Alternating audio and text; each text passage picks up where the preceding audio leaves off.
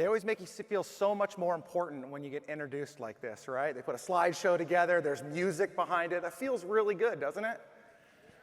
It's good. Okay, I'm going to change the tone a little bit because I want to tell you a story. I think I want to tell you a story. Do I get my slides back? I do. Okay.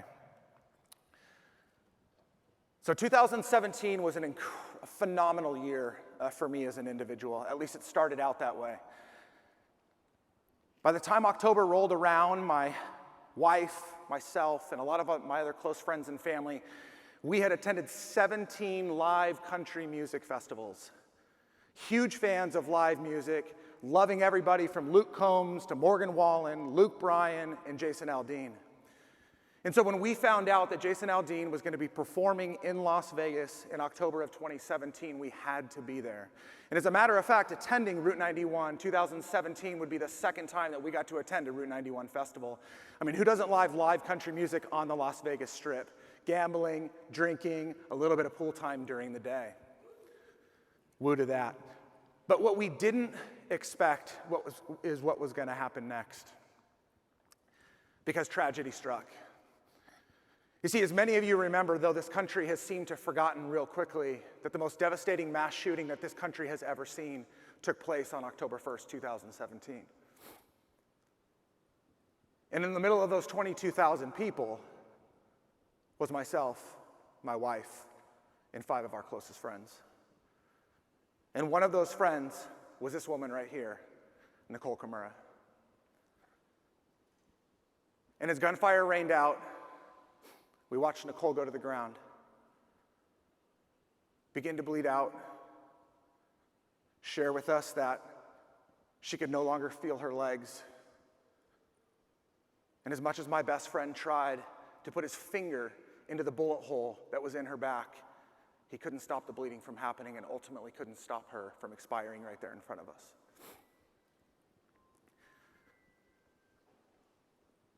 It was a devastating moment. And 6 years later, it's still really, really hard to say. But that wasn't the only tragedy that we would experience that night, or near tragedy that we would experience that night.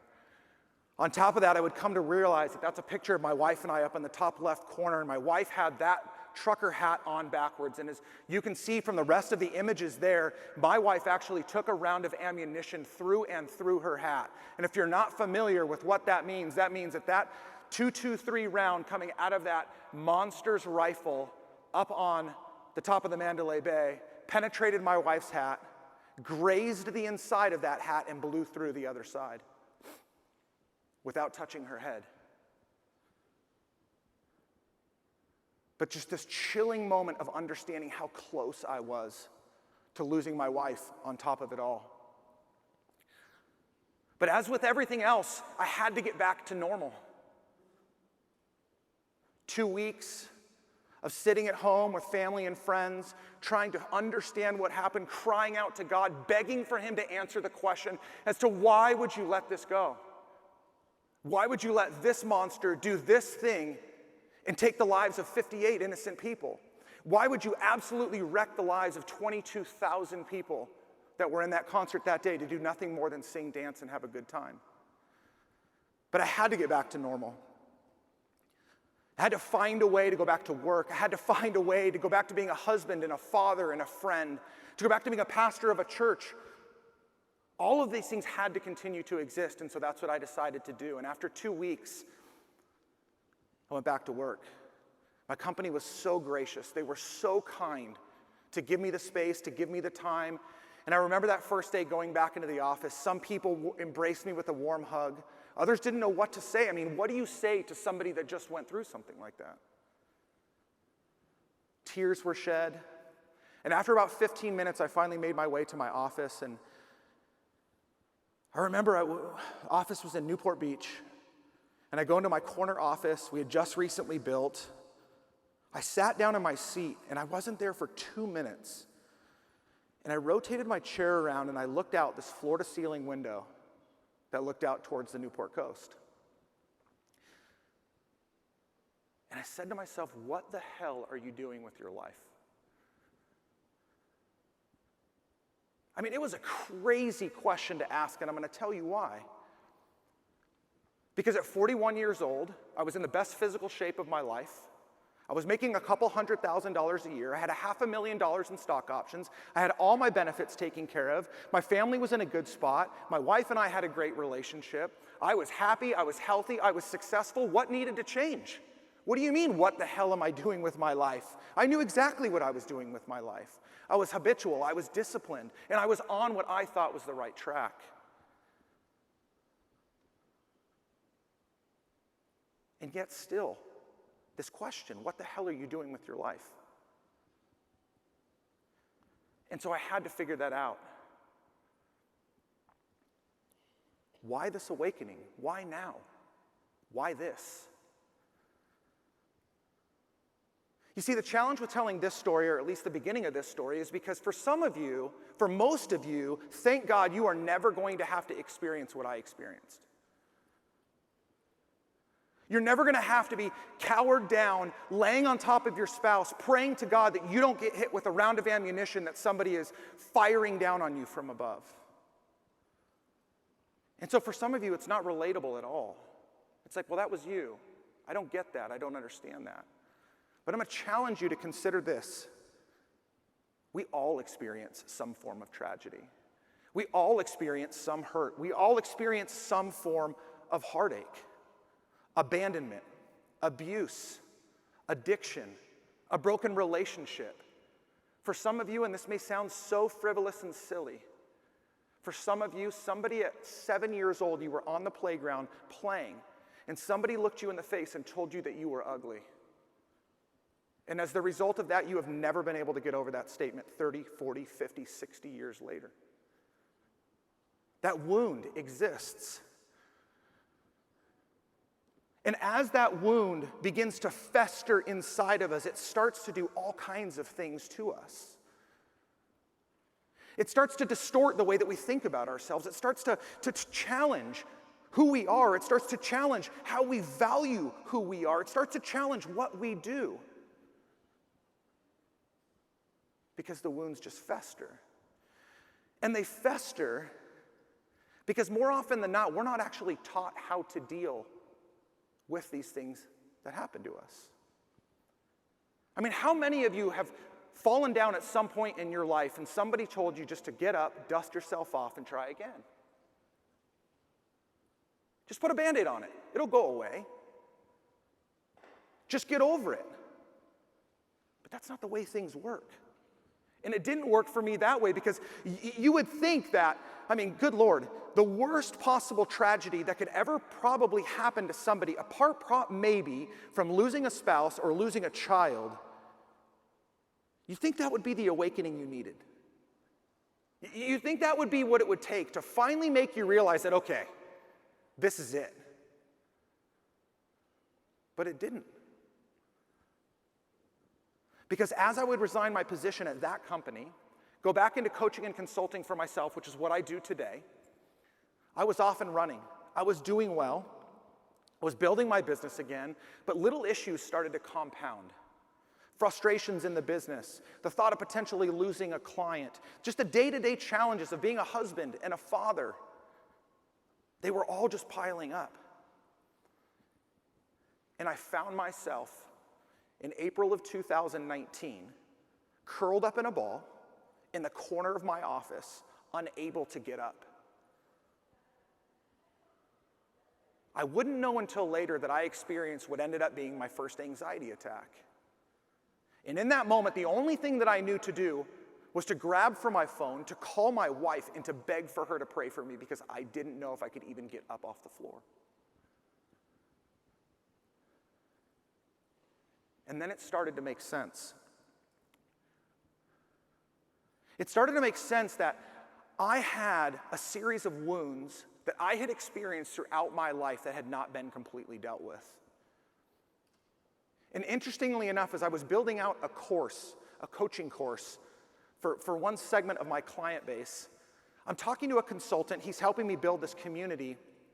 And he says to me, what are you doing this for? And I said, well, because I'm tired of seeing people this way and I really want to see them this way. And he goes, well, why is that? And I said, well, because that's how I live. I don't want to be this way. I want to be that way.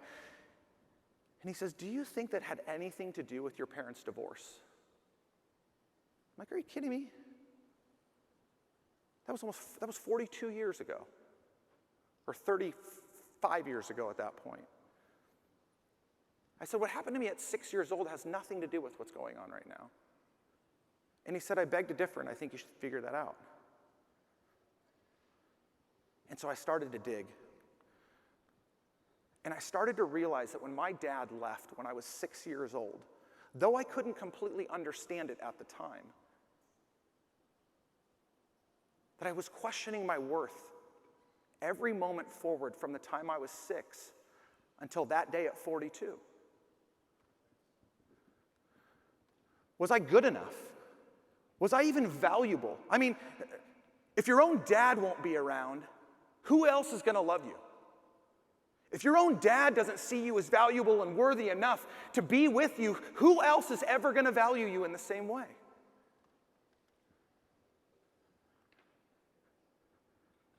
That sent me off on the most disastrous series of trying to prove to everybody else that I was enough. In high school, I would get into drugs, alcohol, fighting, and get arrested, sleeping around with as many women as I could, all to prove to other people that I could. It wasn't my dad's fault, it was my fault. It was my responsibility. But because I hadn't dealt with that and hadn't understood that that's what was happening, or that was the root cause of why it was happening, I had no idea how to deal with it. It would cause me to step into a season of lying and deceit, of sexual abuse, of my own addictions, all rooted in this. And again, this isn't back here because I accidentally put another slide in. This is back here to remind you that every single one of us has something just like this. I've coached hundreds of top performers, and every single one of them, once we get past why they want to make the money they do or what they want to accomplish, we end up getting to the root cause. We begin to understand why they truly won't pick up the phone and make the call. Why they're too afraid to put themselves out there on social media because they're too afraid to be judged by what other people will think. I did a poll before this session. And I asked a series of questions around what you wanted to develop most. And the number one thing that people answered was developing high-performance habits. I'm going to tell you exactly why you don't do the things that you know you need to do in order to accomplish the things that you desire to get done. It's because you fear them.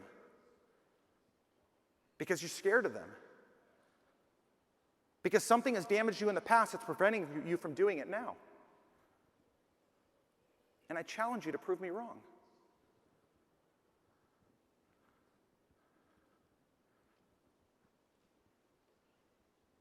We don't know how to see ourselves for who we truly are. The good and the bad. We're the worst judges of ourselves. We'll tell ourselves that we're great at things that we are absolutely awful at.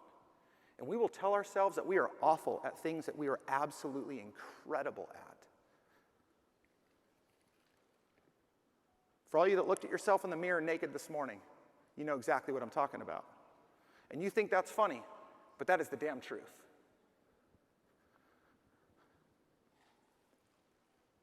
And again, as the result of this, we struggle to learn, we struggle to grow, we struggle to understand what are we going to do. Again, this goes back to my question, sitting in my office chair in Newport Beach, what the hell are you doing with your life? It's like, do you even know who you are?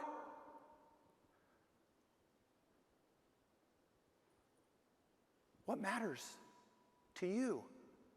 What do you stand for? Why are you pursuing the things that you are? What's standing in the way of achieving the things that you desire so deeply?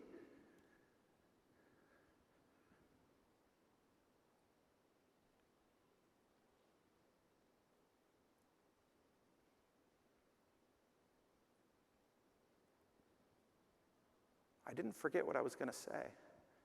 I really want you to think about that.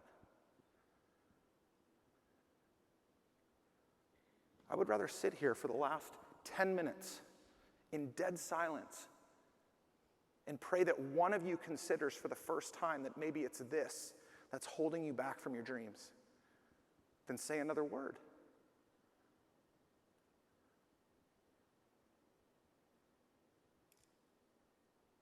Why else do you want to get up every day?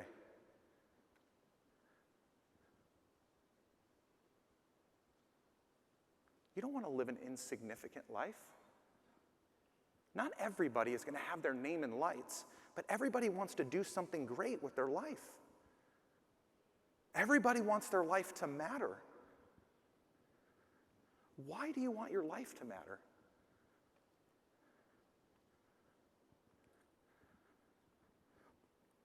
This whole process that I went through caused me to begin writing this book called Wounds: How Hurt, Heartache, and Tragedy Become the Keys to Unlocking Greatness. My quick plug is it'll be available on September 12th, 2023. But as I was writing, I started to understand that I had no formula. I had no way to go back and identify my wounds and truly process them. I had no way to figure out how they affected me. I had no way to figure out why they affected me the way that they did. And so I decided that I was going to go to task and figure that out for myself. And the first thing that I realized is, just like you do if you've ever been through any addiction program, is first you just have to own it. Whether you've done something or something's been done to you, we actually have to acknowledge that we've been hurt. For all you tough people out there that just try and ignore the fact that somebody or something has hurt you, or you have hurt yourself, it's time that you admit that it's just happened. My dad hurt me. I hurt my wife. Previous employers hurt me. Friends sold me out. People stole from me. We have to own it. And as we own it, we need to begin to understand how those things affected us then and now. It's not enough just to know that when my dad abandoned me today, it makes me a different person. I need to understand what that series of events looked like to get me to today. It's just like when you're looking at a broken health plan. I can do that right here. I can make an analogy to a health plan because that's what we're all about. You don't just look at somebody that's overpaying for health insurance and say, I know the way to the finish line, let's just go there now. The best consultant is not even just going to create a plan and take them there. They're going to first ask a series of questions to understand how they got there. What caused them to be in the environment that they were in? Well, the same thing applies to us. We can't just move forward. So many of you are trying to perform at a higher level by just adding a whole bunch of shit to yourself. I don't know if I'm allowed to cuss, but I just did. But that's true. You want the newest, latest, greatest hack to be more habitual, so you go out and do it. You buy the program, you read the book, you watch the YouTube video, you listen to the podcast. I'm going to tell you right now, piling a bunch of crap onto something that's already broken is not going to fix the broken thing. You can't bolt an RBP plan onto a fully insured plan. Right? Anyone tried that? Oh, one person said, he says he's agreeing with me. Something good on top of crap is still crap. But this is how we get to what I say is unlocking our greatness. When people hire me as a coach, there's two reasons why I get hired. I have a couple clients in here. They will attest to this, but they can do this after the fact. There's two reasons why people hire a coach. Something's broken that needs to be fixed, and or I have a goal that I need to achieve and I need you to help me get there. Those are the only two reasons people ever hire a coach. But I have a tip for you right now. If you ever desire to hire somebody else to help you get something that you want, consider that they are never going to teach you anything that you don't already have inside of you in order to achieve it. Let me say that again. You will never hire anybody that is going to teach you anything that's going to get you what you want that you don't already have inside of yourself. Because if you are destined to achieve that, it's already here. It's just about bringing that to the surface, developing that, honing that, and utilizing that to get what you want, to achieve what you desire. That's what I say. When I say unlocking our greatness, it's here. You have been created with it. Everybody is created with a set of unique gifts and talents. We all find our own lane. Yes, every single one of you is in this industry together, but you all serve a different purpose. Every single broker has a unique set of skills that allows them to do things differently than the person down the road. The same thing applies to every area of life. It's about figuring out what's inside of you, how to heal you, how to grow you, how to leverage you to achieve what you want. And the best part is this is the most others-serving, servant type of thing that you can possibly do. You know, I use you so much, unlocking your greatness and healing you, and people are like, gosh, you sound really selfish. The problem is while you're broken, you can't help other people. We seem to think that the way that we get through all that we're doing is just by serving more people, but we drain ourselves. We end up killing ourselves to the point where we are no good for anybody. And so it's about applying this idea. We have to acknowledge that there's something broken.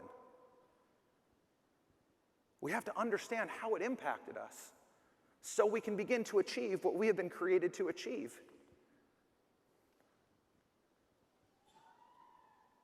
Are you willing to do this? This isn't about me, this is about you. I just believe I'm called to be the loudmouth to stand up here and tell you that it's possible. As much as this is me sharing my story, and I'm going to share with you some of the ways that this has been transformational for me, I want you to hear this. I shared this, I think it was today or yesterday on social media. I said, it was ridiculous when somebody came to me for the first time and said, hey, you should write a book. First of all, the first chapter of my book details my experience at Route 91. And I did not want to and still will not profit off the backs of my best friend,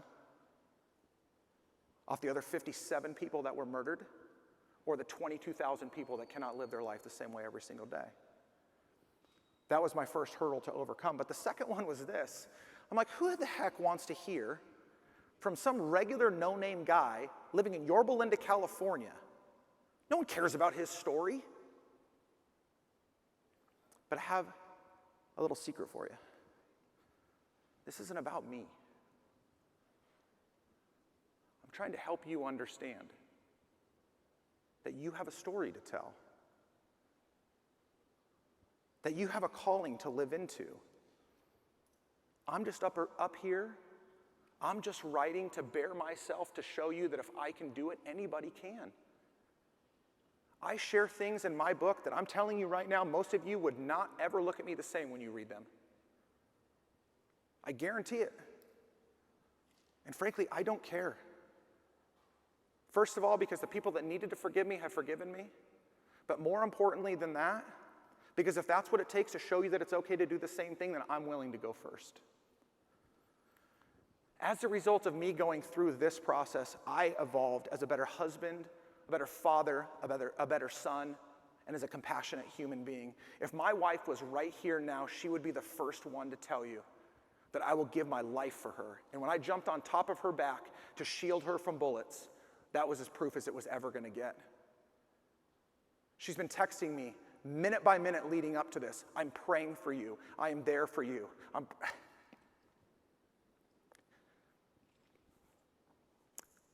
proud of you.